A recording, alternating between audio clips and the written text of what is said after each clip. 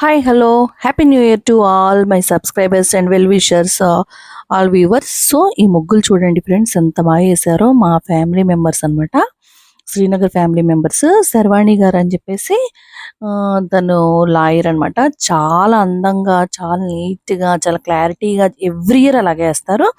ఈ ఇయర్ కూడా ఏమేసారా అని చెప్పేసి వెళ్ళాము చూద్దామని చెప్పేసి రాత్రి.